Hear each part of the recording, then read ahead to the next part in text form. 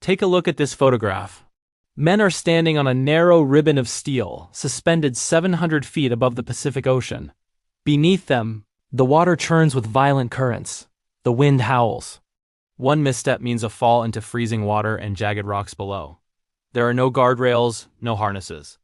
Only balance, courage, and the promise of a paycheck in the middle of the Great Depression. The year is 1933. America is broken. Banks have failed. Factories are silent. Nearly 1 in 4 workers is unemployed. In cities across the nation, bread lines stretch for blocks. Hope feels like a distant memory. And yet, in the narrow, mile-wide opening between San Francisco and Marin County known as the Golden Gate Strait, something audacious is beginning to rise. For decades, experts had called it impossible. The water here runs more than 300 feet deep. Tidal currents can reach 7 miles per hour. Dense fog rolls in over 100 days each year. Winds scream through the gap at 60 miles per hour and sometimes more. Earthquakes threaten from beneath. This was not a friendly place for steel and stone. It was a place where nature reminded humans who was in control. Before the bridge, ferries were the only link between San Francisco and the lands to the north. They were slow, limited, and vulnerable to weather. As the city grew, this isolation became a threat to its economic survival. What San Francisco needed was a permanent connection.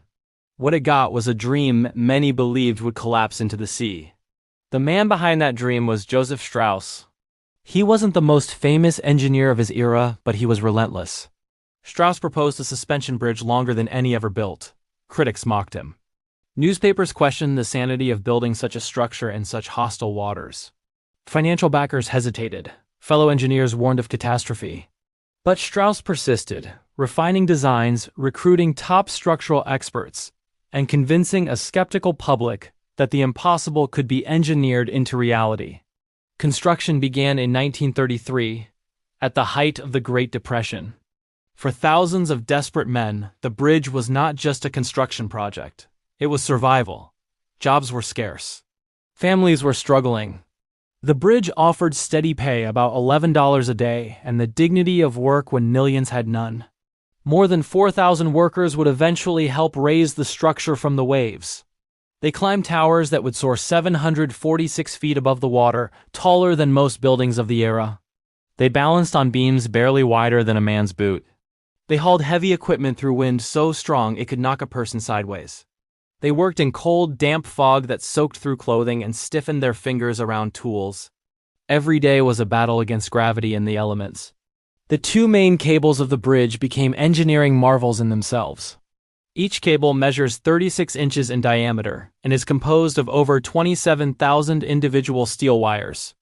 If you stretched all the wire used in those cables end to end, it would extend over 80,000 miles, enough to circle the Earth more than 3 times. And every single one of those strands was spun in place, high above the water, with workers moving back and forth across the growing span like spiders weaving a web of steel. Before projects like this, falls from great heights were often fatal and just accepted as part of the cost of progress. But Strauss introduced a radical idea for his time: a massive safety net suspended beneath the construction zone. The net cost $130,000, a significant expense during the Depression. Many thought it was unnecessary. But it saved 19 men from certain death. Those survivors jokingly called themselves the Halfway to Hell Club. Still, the bridge demanded sacrifice. 11 men lost their lives during its construction. In February 1937, tragedy struck when a section of scaffolding collapsed, tearing through the safety net and sending workers plunging into the water below. It was a grim reminder that even with innovation and planning, the line between ambition and disaster remained razor thin. Nature tested the bridge at every stage. Engineers understood that rigidity would mean failure. If the structure resisted the wind too stubbornly, it could tear itself apart. So they designed it to move. The Golden Gate Bridge can sway as much as 27 feet sideways in powerful winds. It can rise and fall several feet with temperature changes. Flexibility became its strength.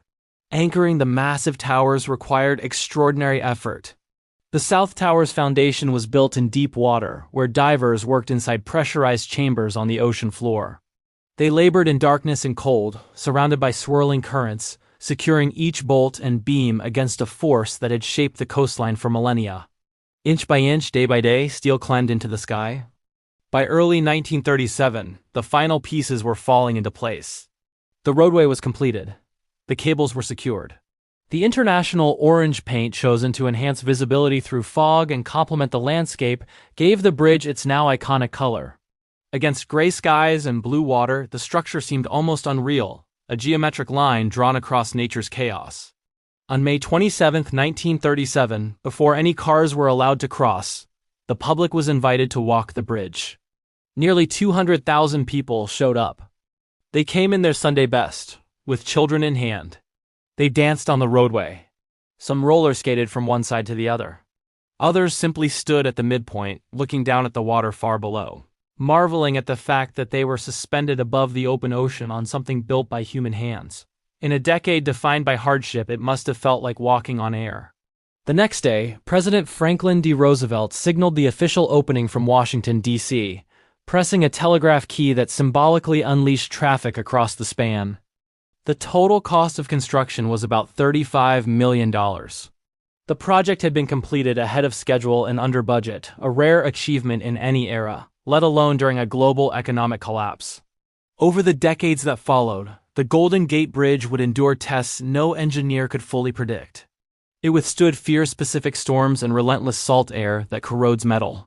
It survived the heavy military traffic of World War II. In 1989, when the powerful Loma Prieta earthquake shook the Bay Area, the bridge swayed violently but did not fall. Continuous retrofitting and modernization have strengthened it further, ensuring that it remains resilient. Today, the bridge carries more than 100,000 vehicles each day and welcomes millions of visitors every year. Tourists line its sidewalks with cameras. Cyclists pedal across its span. Photographers wait for that perfect moment when fog drifts beneath its towers like a slow-moving tide. It has become one of the most recognized structures in the world, a symbol not only of San Francisco, but of American ambition itself. Yet the Golden Gate Bridge is more than steel, rivets, and cables. It is a monument to a specific moment in history when a nation on its knees chose to build rather than surrender. When unemployment and uncertainty defined daily life, thousands of ordinary workers climbed into the sky and risked everything to create something enduring. They trusted calculations, craftsmanship, and each other. Experts once said it could not be done. They said the winds were too strong, the waters too deep, the fault lines too dangerous. They said the bridge would twist apart, collapse into the strait, or simply never be completed. By all logic of the time, it should have fallen. But it didn't. Instead, it rose from rock and fog to become a line of hope stretched between two shores. Nearly 90 years later, it still stands, connecting land, people, and generations. In every sway against the wind and every sunrise that paints its towers gold, the Golden Gate Bridge tells the same story. Even in our darkest hours, we are capable of building something that refuses to fall. Thank you for watching. If you found this story inspiring, please like and subscribe for more tales of incredible engineering and human achievement.